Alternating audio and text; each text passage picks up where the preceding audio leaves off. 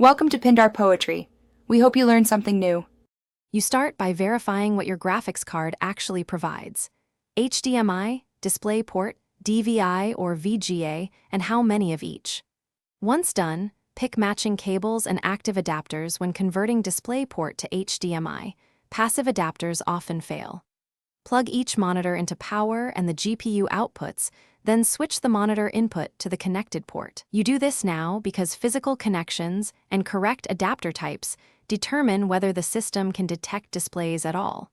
Don't leave power or input mismatches.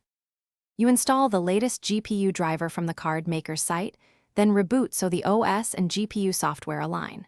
After restart, open Display Settings and click Detect.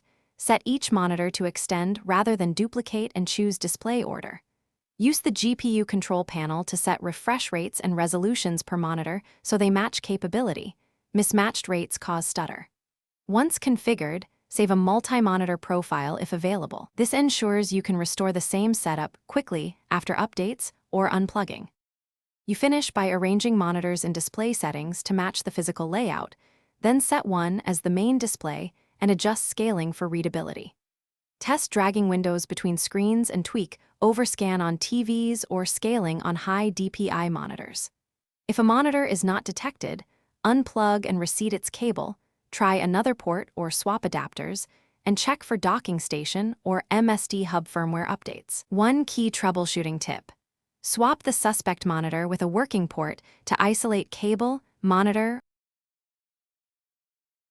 Thanks for watching.